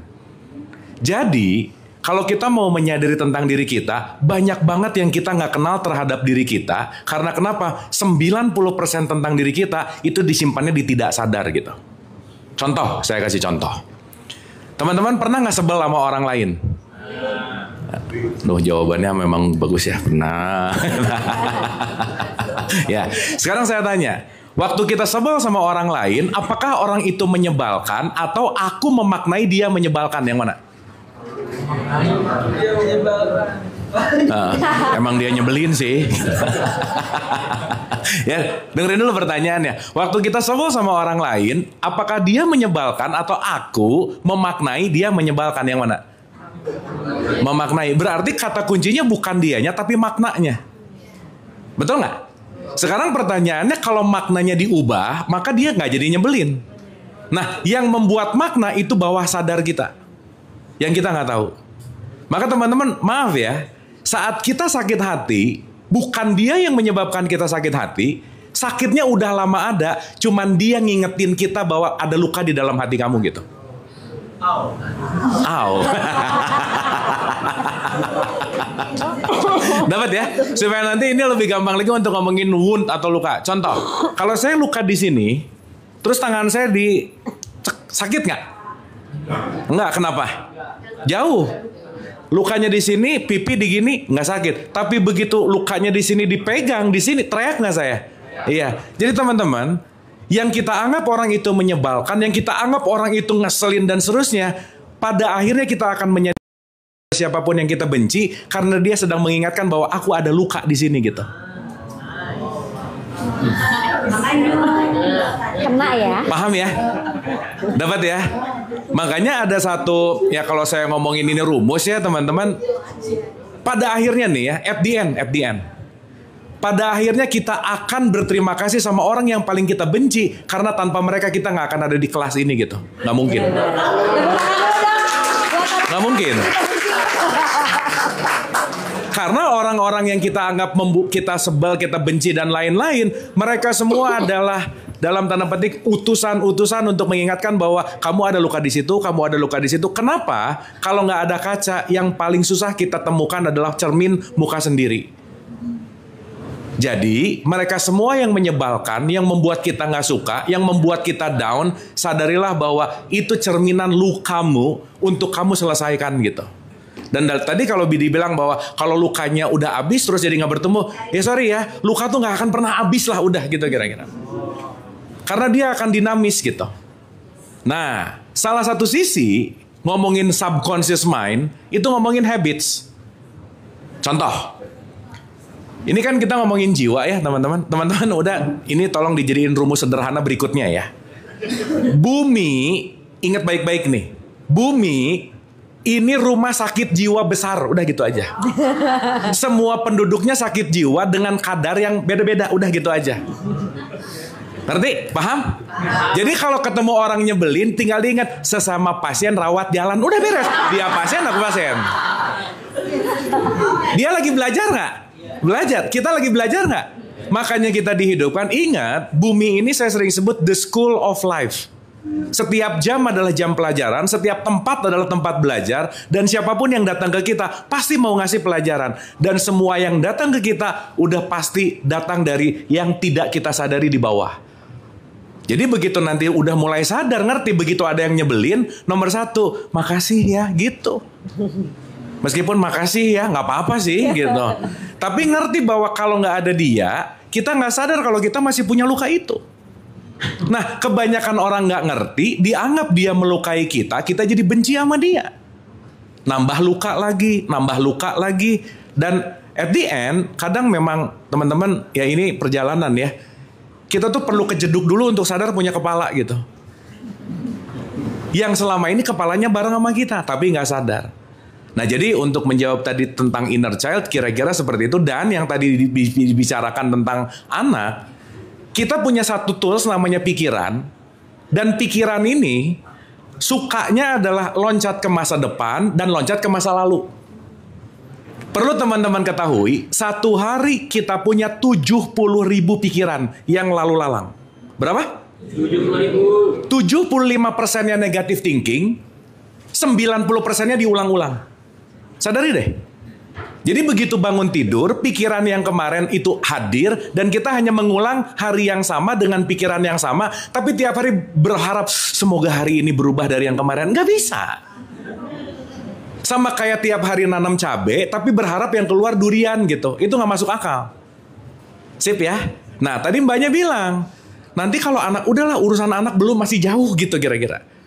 Artinya apa? Saat kita berbicara hidup, teman-teman sorry ya, tidak pernah ada hidup di masa lalu, tidak pernah ada hidup di masa depan. Hidup kita cuman di sini, sekarang, saat ini. Maka orang yang perfeksionis tadi, dia selalu hidup di masa depan. Gimana kalau? Oke? Dan yang menarik, begitu dia diem di sini tapi di masa depan, dia jadi anxiety, khawatir. Tapi yang menarik juga ketika diem di sini ke masa lalu itu pusat depresi, dan kembali ke belakang itu rata-rata yang diingat kekecewaan. Jadi mundur kecewa, depan khawatir. Mundur kecewa, depan khawatir. Betul nggak? Pertanyaan saya, kalian bahagianya kapan gitu? Now, that's it. Nah, itulah kenapa knowledge ini yang nanti akan kita kembangkan di Bangun Jiwa. Setidaknya, teman-teman, kalau kita mulai ngerti mekanisme diri kita bisa menggunakan diri kita ini sebaik mungkin. Karena sorry to say, terakhir mungkin sebelum nanti Dokter Rama respon, kalau teman-teman pengen lebih bahagia dari hari kemarin, just simple, jangan menyimpan remote kontrol bahagia kita di orang lain, titik. Setuju ya? Nah, Bangun Jiwa itu mengajarkan dan belajar bersama untuk mengambil remote kontrol itu supaya tidak ada yang ngatur bahagia kita kecuali diri kita sendiri. Terima kasih. Silakan Pak Dokter. Tepuk tangan buat yang tersiksa-siksa ya, Childnya di sini hari ini. Ini kayaknya tersiksa semua ya. Ya, jadi saya jawab satu-satu deh. Tadi dari siapa? Wanda Hamidah, bukan Kamsa Hamidah itu. Jadi saya mau bicara perfeksionis ya. Pertanyaan saya gini, perfeksionis itu boleh nggak? Nah, apa bedanya sama totalitas? Nah, ayo. Sebenarnya yang baik itu totalitas atau perfeksionis? Udah itu aja jawabannya. Kenapa? Kalau kita ngomong perfeksionis, nanti ekspektasinya terlalu besar. Gitu. Jadi balik lagi, takut itu boleh nggak sih? Boleh nggak? Boleh. Kenapa? Karena itu merupakan emosi dasar dari manusia. Ya, semua bayi dari kecil kalau ketawa senyum ya gini kan, nggak ada yang begini, nggak ada. Jadi artinya semua itu emosi dasar dari manusia. Yang jadi masalah adalah ketika dewasa karena dia terlalu banyak nyinyiran netizen sekitar, itu dia jadi takutnya berlebih. Nah, apa bedanya takut dengan penakut? Beda nggak? Iya. Marah dengan pemarah, marah dengan marah-marah. Nah itu jadi jangan khawatir dengan emosinya, teman-teman. Jadi perfeksionis itu sebenarnya bukan bahasa yang enak. Jadi kan kalau dengan perfeksionis ya, Otak kita jadi enak atau enggak? Nah, enak. Tapi kalau totalitas, nah itu. Jadi pertama itu. Kalau perfeksionis, jatuhnya gini. Saya tanya dulu sama tadi siapa Mbak Putri ya tadi ya. Sekarang ini gini saya tanya sekarang. Manusia umumnya lebih banyak fokus pada yang bisa dia kontrol atau nggak bisa dia kontrol. Sekarang saya tanya Mbak Putri nih ya, gitu ya. Yang bikin senewan sampai udah berapa kali ke psikolog? Oh baru satu, kira udah 1 tahun. Sekali mah baru banget itu memang ya, gitu. Tapi saya tanya sekarang, yang senewan tuh apa ya? Yang bikin gemes, kecewa, kesel, itu karena hal-hal yang bisa dikontrol atau nggak bisa dikontrol saya tanya. Nah ya itu dia. Yang silupeng kita juga, sebenarnya yang bodoh kita juga gitu. Kenapa? Karena kita selalu fokus dengan hal-hal yang tidak bisa kita kontrol. Termasuk perfeksionis tadi. Itu. Iya kan? Jadi tugas kalian mah totalitas. Saya kasih contoh lagi yang gampang ya sama teman-teman. Kalau kita mau tanding, anggap kita semua atlet nih ya. Atlet kesadaran ya, Bu ya. Kan kita mau jadi atlet kesadaran di sini ya, Bangun Jiwa ya.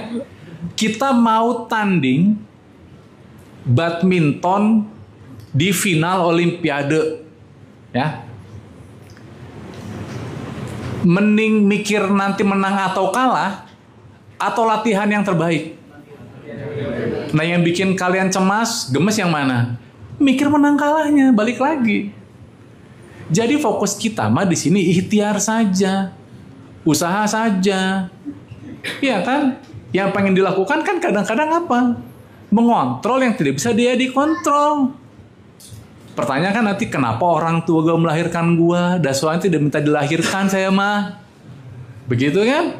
Mestinya ibu saya nggak gini sama saya, bapak saya nggak gini. Nah itu yang bikin kalian galau tuh yang itu, ya mencoba mengontrol hal yang tidak bisa dikontrol. Karena ini juga ya, tingkat kesembuhan kalian yang galau-galau ini akan lebih baik kalau kita accept. Jadi gini ya, menerima dan memaafkan itu bukan membenarkan peristiwa yang ada di masa lalu. Paham dulu itu ya. Jadi banyak orang tuh memahami kalau nerima berarti kita benarkan peristiwa yang di masa lalu. Misalnya ibunya zolim gitu misalnya lah ya. Berarti kalau memaafkan itu berarti membenarkan apa yang dilakukan, bukan. Betul nggak? Nah sekarang kalau teman-teman datang ke psikolog, ke psikiater, saya kan bawa beban, bener ya? Nah itu orang-orang paling hebat yang nyimpan beban sendiri nggak mau dilepas-lepas, sebenarnya itu intinya. Bener ya? Berharap orang lain lepasin beban kita gitu. Makanya tadi Kang Abu Kohen bilang, siapa yang bisa nyembuhin? Ya lu lagi gitu. 4L ya. Lu lagi gitu. Jadi bisa beresin ya kalian-kalian juga. Yang jadi masalah kalian berharap ya saya Kohen Kang Abu yang beresin. Masalah lu gitu ya, bukan gitu. Gue nggak peduli juga sebenarnya kan gitu. Masalah lu gitu.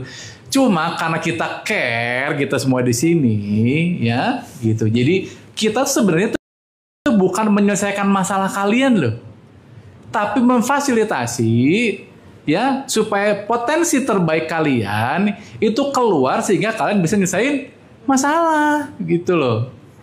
Ya, yang jadi masalah itu tadi gitu. Bebannya ada di kita, tapi kita nggak mau ngelepas. Kenapa? Gengsi. Nggak mau gitu. Coba ibunya dimaafin, bapaknya dimaafin, enggak. Zolim, susah. Ya, terserah gitu. Ya, karena kita nggak bisa merubah itu. Dan kebanyakan klien-klien datang ke saya, itu mereka ingin merubah orang sekitarnya tuh. Atau memperbaiki orang sekitarnya. Apalagi yang punya pasangan NPD, ya Allah, ya tuh. Ya Allah, kalau ada NPD itu ya Allah. Pasangan gua toksik. Manipulatif. Aku pengen merubah dia. Dia tuh sebenarnya juga punya masalah. Ya masalah dia, bukan masalah kamu gitu loh. Itu yang jadi masalah. Jadi masalahnya bukan di luar tadi ya Kang Abu, masalahnya di lu gitu loh. Karena lu yang nggak bisa nerima dan lu nggak bisa ambil keputusan. Udah tahu mudarat dipukulin tiap 5 tahun, tiap hari. Nggak mau keluar karena ada yang gitu Mbak Dini dan teman-teman saya dapat kasus 15 tahun tiap hari, maaf ya, dipukulin ya sama pasangannya. Kenapa nggak cerai aja? Saya bilang nggak ada opsi cerai.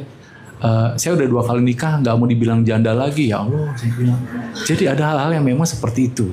Itu fakta di lapangan. Ya, jadi fokus pada yang bisa teman-teman kontrol saja. Ini pengen ngontrol yang nggak bisa dikontrol. Makanya Mbak Putri ya tadi ya, betul. Jadi ini kan seperti renovasi hati ya. Kalau ngerenov rumah, itu bakal berantakan dulu nggak? Iya udah gitu. Ini kebanyakan ini pengen buru-buru gitu loh, pengen hilang gitu. Ya butuh waktu. Dan ingat, inner child itu bukan menghilangkan memorinya ya. Kebanyakan orang tua saya pengen memorinya hilang. Kayak lagu Geisha ya, hilangkanlah ingatanku. Nggak bisa. Nggak mungkin ingatan trauma. Jadi ingatan peristiwanya nggak akan hilang. Tapi traumanya bisa hilang, betul. Kan definisi trauma itu perasaannya ya.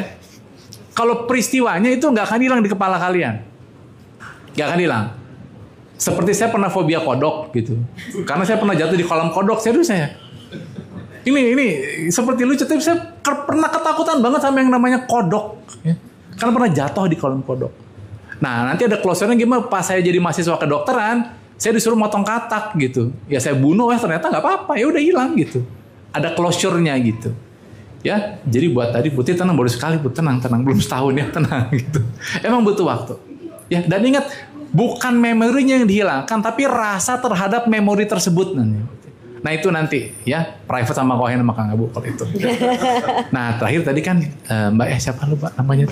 Mbak Endah, Human Design ya? Bukan. Oh, kayak Steven juga, itu bukan. Oh numerologis, oke numerologis, sip. Oke, jadi gini, sehari berapa tadi? 10 dan 15. Nah, saya pernah 150 Mbak sehari. Jadi tenang saja gitu. Yang jadi masalah apa tadi? Kadang-kadang kita itu terlalu exciting ya. Jadi gini lah. Tahu Cristiano Ronaldo nggak? Tahu ya? Jago nggak? Keren? Mantap? Tapi kalau main bola 5 jam dia capek nggak? Ya gitulah. Jadi sesenang-senangnya kita tetap harus proper. Kadang-kadang kita terlalu exciting, terlalu senang, sampai lupa bahwa diri kita perlu dipelihara juga, butuh ngecas gitu kita tuh. Kenapa? Karena saya pernah pingsan gara-gara periksa terlalu banyak. Jadi saya pernah merasakan bahwa bukan pingsan lagi, mau mati sih sebenarnya itu.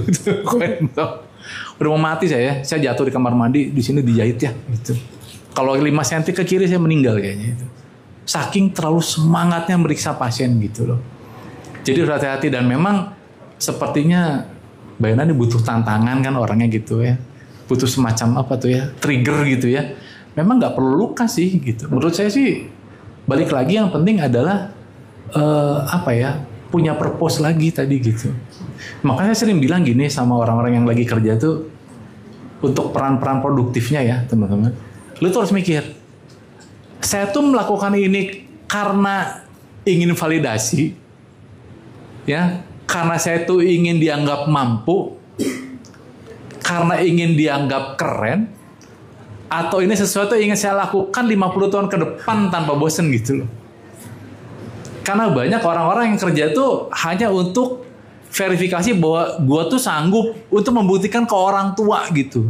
Dan tadi Kohen bener ya, untuk membuktikan gue tuh udah sembuh. Nah itu kayaknya gak usah terlalu gimana Mbak. Nah itu saya pernah ngalamin. Jadi poinnya proper saja. Ya, tolong saja, tapi tetap jangan lupa untuk nolong diri sendiri dulu gitu. Karena itu yang paling berat tuh, itu nolong diri sendiri. Bahkan di dokter itu ya kebanyakan ya, masalah dokter itu adalah compassion fatigue. Jadi kecapean karena terlalu compassion sama orang-orang, people pleaser tadi. Makanya belajarlah untuk berbuat baik, bukan ingin tampak baik ya. Ulangin ya, belajarlah untuk berbuat baik pada orang, bukan ingin tampak baik. Karena kebanyakan di kita tuh baik tapi cilepeng, tapi bodoh gitu. Kenapa? Karena tidak memelihara diri sendiri. Saya teh nggak bisa ini ya, dialektika Sundanya nggak hilang-hilang sampai sekarang ya. Maaf ya gitu, para cilepengers di dia gitu ya. Jadi gitu aja dari saya, semoga terpuaskan ya teman-teman sekali. Ini Plaza Indonesia. Oh iya, bukan Plaza Sunda ya. Bukan Bandung Plaza Indah. Terima kasih teman-teman. Terima kasih dok. Oke. Teman-teman, ada lagi yang mau ditanyain nggak? Ini gimana? Open lagi atau gimana Kang? Open, kalau udah kita closing. Oke. Ya, oh ya, oke. Bismillahirrahmanirrahim. Assalamualaikum warahmatullahi wabarakatuh teman-teman semua. Salam kenal, saya El, bukan saudaranya Dol dan Al. Aduh jadi blank ya, pertanyaannya banyak. Tapi mungkin isu mental health itu kan sebenarnya di masyarakat kita sering banget denger ya, mental health. Tapi apa sih? Bukan sekedar arti kayak gangguan mental gitu ya, atau apa kesehatan mental. Tapi lebih kepada makna supaya nggak salah memaknai itu sendiri. Kalau kata dokternya tadi tuh, kita nih semuanya orang gila gitu ya. Rumah sakit jiwa terbesar itu adalah bumi, karena tidak ada orang yang tidak punya masalah gitu kan. Nah pertanyaan saya, apa sih sebenarnya makna mental health itu sendiri, sehingga kita bisa aware bahwa oh saya mungkin kena gangguan mental juga ya. Sometimes orang mendiagnosa sendiri bahwa kayaknya saya NPD deh gitu. Apalagi sekarang kan ngetren banget tuh NPD lu gitu kan. Dikit-dikit kayaknya kena NPD deh. Sebenarnya apa sih gitu? Sehingga self diagnose itu sangat banyak sekali sekarang gitu. Betul. Dan itu sangat mengganggu. Akhirnya orang mudah sekali mencurigai orang bahwa dia NPD. Bisa jadi yang mencurigai itu juga punya NPD. Oh, iya. Dan menurut saya sebenarnya apakah memang setiap orang tuh punya sisi itu, cuman beda level. Sama seperti tadi dokter bilang, kita semuanya sebenarnya orang stres gitu kan. Cuman beda-beda kadar dan level aja gitu.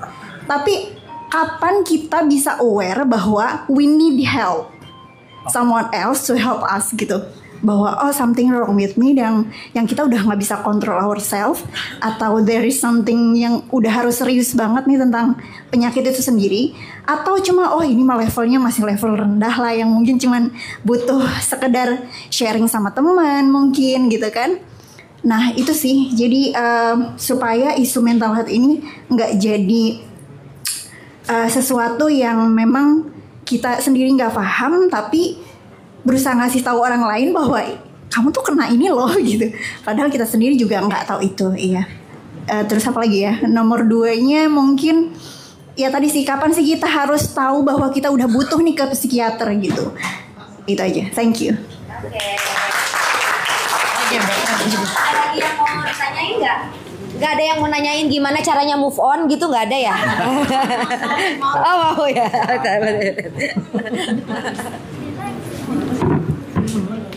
Assalamualaikum warahmatullahi wabarakatuh. Salam warahmatullahi. Ya, pertanyaannya singkat sih sebenarnya. Sama siapa? Iya, saya Ayu.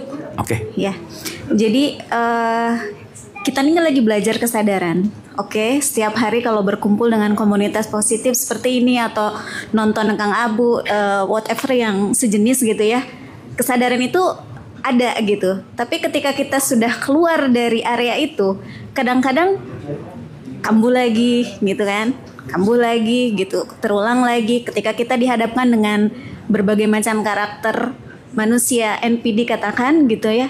Terus kadang-kadang kita suka ke-trigger gitu, jadi lupa lagi, berkesadaran lagi, balik lagi gitu. Nah, yang saya tanyakan adalah bagaimana kita supaya tetap bisa menjaga kesadaran itu agar tetap istiqomah lah gitu istilahnya. Terima kasih. Oke. Assalamualaikum warahmatullahi Terima kasih. wabarakatuh. Boleh tepuk tangan, keren. Mau nanya ya nih. Mau nanya move on gimana dari cowok gitu nih. Coba nggak apa-apa nih. Langsung ini dia begitu capek langsung. Bismillahirrahmanirrahim. Iya. Perkenalkan, nama saya Eni Rifani. Aku mau tanya gimana caranya move on, tapi aku pengen tahu dari versi cowoknya gitu. Oh. Iya.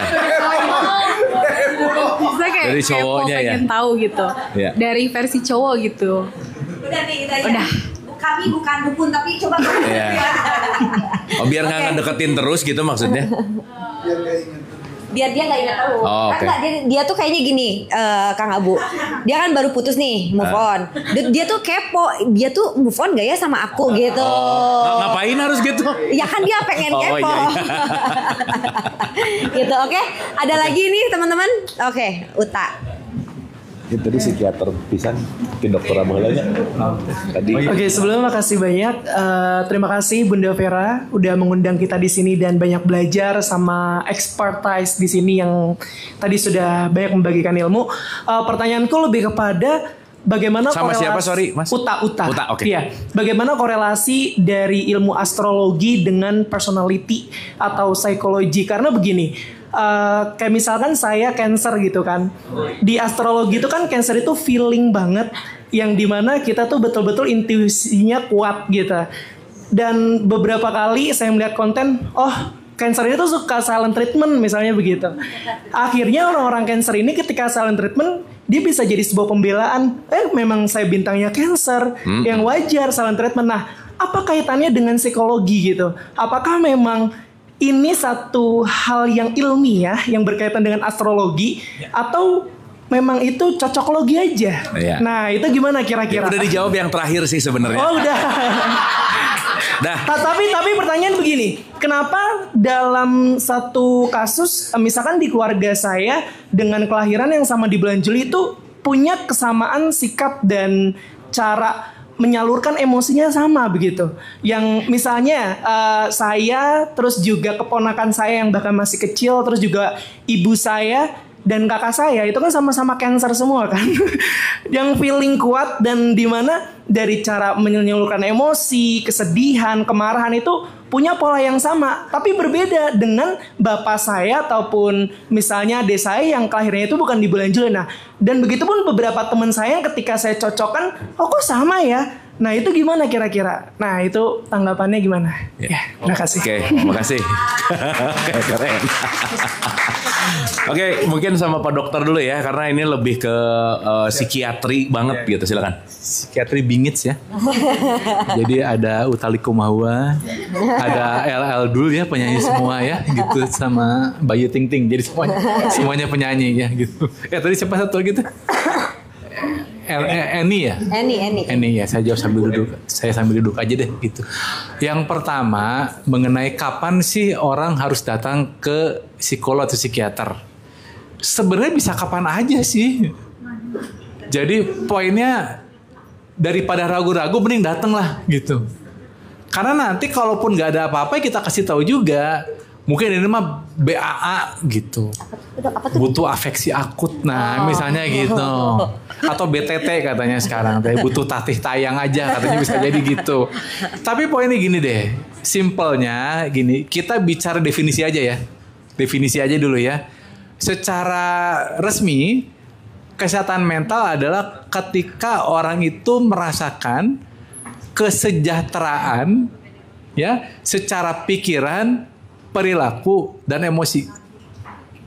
Ini definisi yang resmi ya. Kesejahteraan secara pikiran, perilaku, dan emosi. Dan dapat memberikan kontribusi kepada sesama. Misalnya gimana? Tadi misalnya Raisa gitu bisa nyanyi kan? Tapi dia nggak konser, ya nggak sehat juga tetap gitu. Jadi maka nanti ujung-ujungnya kesehatan mental adalah ketika kamu sudah bisa kenal diri kamu siapa, maunya apa, dan manfaatnya di mana. Sebenarnya gitu ya. Kapan harus ke psikiater psikolog? Ketika, kalau saya terutama ya, ketika ada gangguan yang berat dalam activity daily living. Dalam waktu sehari-hari. Misalnya, El sekarang kegiatan apa? Nyanyi. Let's say nyanyi gitu, ya. Tiba-tiba 6 bulan nggak mau nyanyi gitu tanpa sebab gitu, itu udah masalah tuh, ya. Nah, karena gini, ini saya kasih contoh, kan saya pernah datengin ipar saya di Inggris waktu dia kuliah di sana ya. Nah, menarik tuh, dia bilang kalau ada pekerja yang nggak datang atau nggak dia izin masuk ya. Bukan terlambat ya, absen lah, nggak datang ke kantor, tanpa alasan penyakit yang jelas, itu pasti langsung disuruh ke psikolog.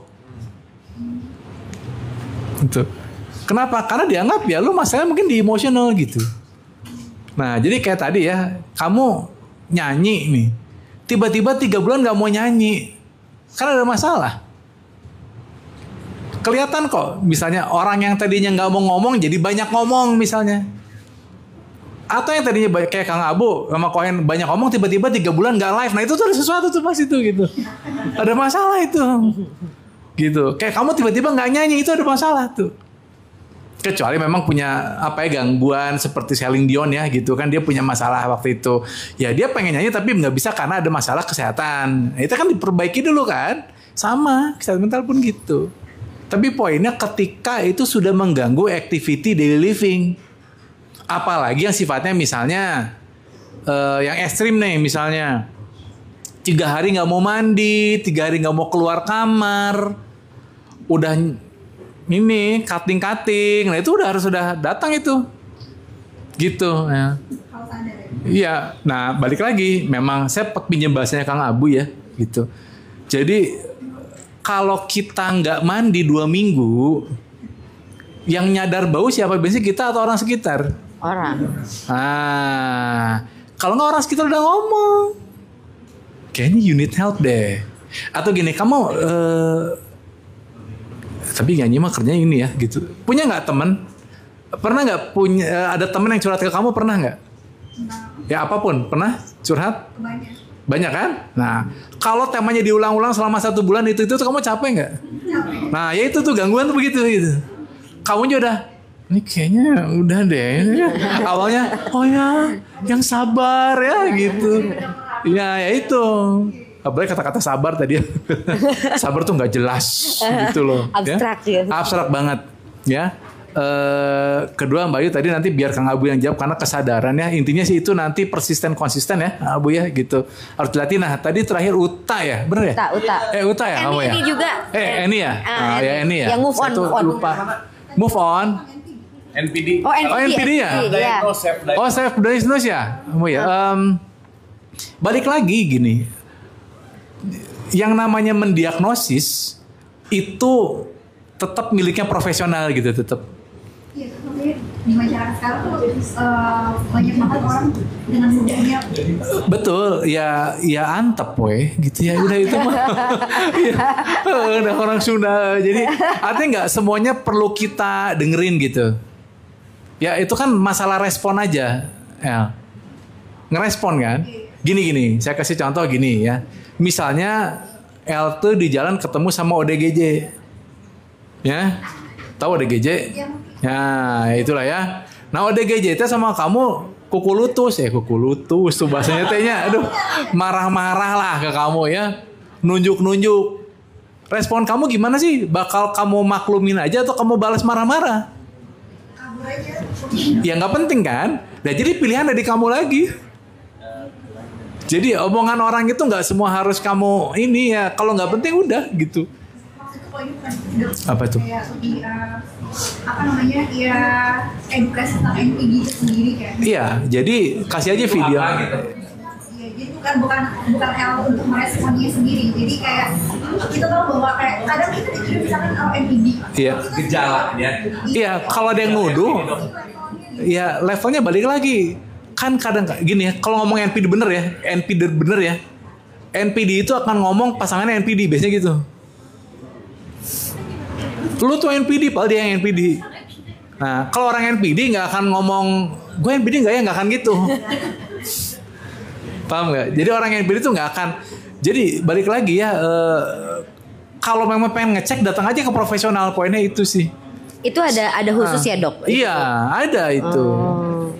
Karena apalagi gini El sebenarnya orang-orang dengan gangguan personality kan gini, saya Kang Abu sama Kohen ini lebih sering dapat klien ya yang pasangannya NPD, bukan orang NPD-nya. Karena orang NPD-nya mah gak akan nyadar-nyadar. Gak mungkin datang ke sini gitu. Gak mungkin. Kecuali dia punya masalah lain. Saya punya contoh gini. Jadi suami istri datang ya, Kang Abu juga tahu ya. Jadi memang dia itu datang ke saya Bukan dalam konteks mengobati NPD-nya, tapi dia punya masalah ketergantungan dengan narkoba.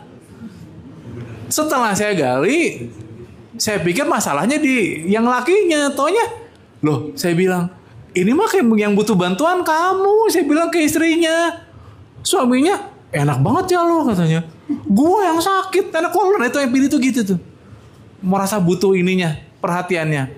Enak aja lu yang diobatin. Gue nih jadi gitu. Dia merasa paling sebagai gitu. Jadi orang yang NPD nggak akan ngomong gue NPD nggak akan. Jadi kalau kamu dituduh NPD biasanya bermasalah dia gitu. Maklumi aja gitu ya. Gitu tadi move on ya. Nah, ya move on aja masalahnya. Dia nanyanya si cowok itu move on apa kira-kira masih inget nggak ya sama Eni? Gitu. Jadi gini, ini kalau dalam bahasa psikologi kan, karena psikologi itu namanya gangguan ada tema-tema ya. Ada tema useless, ada tema terjebak, ada tema apa namanya itu nggak fair. Nah ini temanya tema bucin. Iya. Nah bucin ini termasuk tema-temanya. Jadi ada 2 tema yang sangat sulit buat saya. Yang pertama itu tema dendam kesumat. Payahan sih atau saya bunuh kamu. Nah itu sulit saya kasih tahu. Karena itu ada yang namanya amigdala hijack. Jadi si prefrontal cortexnya, otak-otak yang sifatnya harus ngambil decision making, ya itu hilang istilahnya, remnya blong. Itu paling sulit tuh dendam kesumat, paling sulit. Ya kasusnya contohnya gini, saya pernah dapat kasus, jadi cerita saya, biar kamu tahu ya bagaimana ya kasus kamu ringan, saya kasih tahu ya gitu. Jadi maaf ya kalau ini ya, saya pernah dapat kasus. Jadi ketika suaminya pulang ke rumah, melihat istrinya sedang berselingkuh berhubungan badan dengan laki-laki lain. Nah, itu dendam kesumat tuh. Itu paling sulit yang kayak gitu-gitu. Karena melihat langsung di depan. Betul tuh.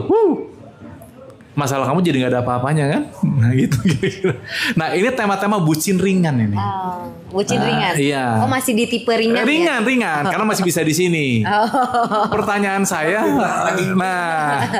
Jadi pertanyaannya gini sebenarnya. Skala 1 sampai 10. 1 tuh gak pengen, 10 pengen banget. Di mana kamu masih kepoin mantan kamu? 5. Oke, saya kasih tahu kenapa kamu masih bucin. Ya, cuma 1. Karena kamu masih memikirkan enaknya pacaran sama dia, udah gitu aja. Lah iya, sama kayak orang main judi saya tanya. Kenapa orang main judi? Adiksi ya? Iya. Kenapa orang main judi? Karena berpikir bakal menang. Kalau dia berpikir bakal kalah gimana? Nah, jadi tugas kamu sekarang kalau mau move on, nggak perlu nanya dari sisi cowok. Kamu mesti beresin dulu, ngerti? Iya betul. Jadi bukan hilang kan itu ya. Jangan fokus sama rasa-rasa yang enak waktu sama dia, gitu paham nggak? Tapi dia tuh care banget, eco service banget. Nah itu tuh, yang sulit yang gitu-gitu. Nggak ada lagi orang lain. Ya, dok, iya, melekat. Bucin tuh melekat. Seperti itu. Itu emang bucin namanya. Jadi caranya adalah jangan lihat apa yang bagus dari hubungan kamu dengan dia. Kamu harus bikin closure aja gitu. Kalau cowok nggak penting gitu. Karena ada cowok yang gitu juga ke cewek. Jadi itu sama bucin namanya itu. Jadi kamu nih agak kebucinan sebenarnya gitu tadi gitu. Tapi masih ringan lah. Karena nanti kalau ada yang lebih baik dari yang mantan kamu lupa sama dia. Sama kayak anak kecil, kalau main yang diambil ngerengek nggak? Ngerengek. Tapi kalau dapat yang bagus, baru lupa sama yang itu gitu loh. Paham? Nah, terakhir yang tadi Uta ya, Uta Likumahua ya. Jadi astrologi, jadi gini.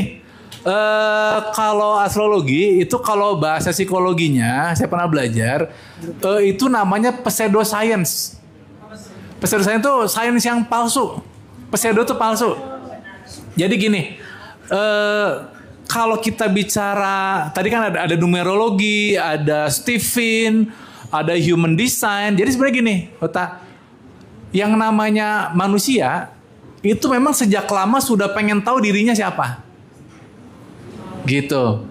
Dari zaman Nabi gitu dulu juga sudah pengen tahu orang tuh. Dia tuh siapa, sifatnya seperti apa. Nah, mulailah teori-teori itu terjadi. Jadi kalaupun cocok ya pas tanda petik kebetulan saja. Walaupun ada juga sih yang benernya. Tapi yang namanya psikologi lah, katakan psikologi, karena saya belajar psikologi juga, ya, yang namanya sifat personality apapun itu, tetap harus ada penelitian riset ilmiahnya gitu. Nah, memang yang paling lama melakukan itu adalah kamu boleh cari di googling aja, namanya Donald Clifton. Itu psikolog yang biasa HRD disebutnya lah ya, human resource tuh. Ya, dia melakukan penelitian lebih dari 20 tahun cohort study terhadap lebih dari 1,5 juta orang mengenai personality. Nah, kamu boleh lihat kalau mau yang lebih teliti itu kamu buka Gallup aja, gallup.com.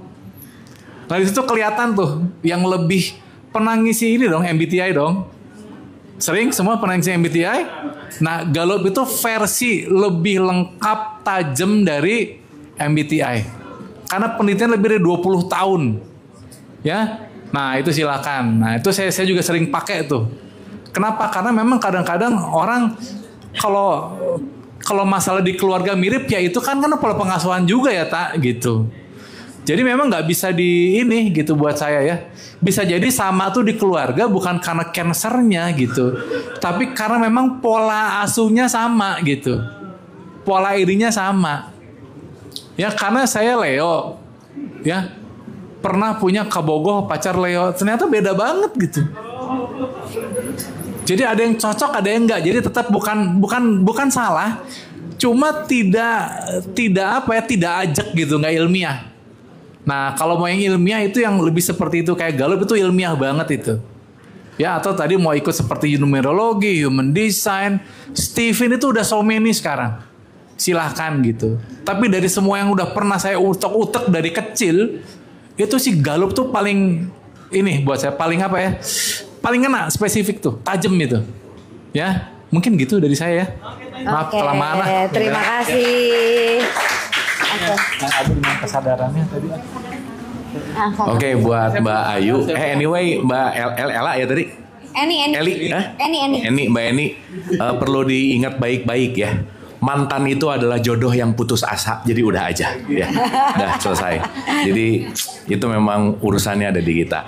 Nah, balik ke tentang istiqomah, teman-teman mau nggak mau, suka nggak suka, ada satu statement begini, we are what we repeat. Pernah dengar nggak? Kita ini apa yang kita ulang-ulang. Jadi saya mau ditanya apapun, saya jawabannya tetap nih ya. Gimana cara istiqomah? Ini rumus yang bakal bisa dipakai. Rumusnya tuh ada 15. 15L namanya. 15 apa? Nah, siap ya? L yang pertama, latihan. Itu nomor 1. L yang kedua, latihan.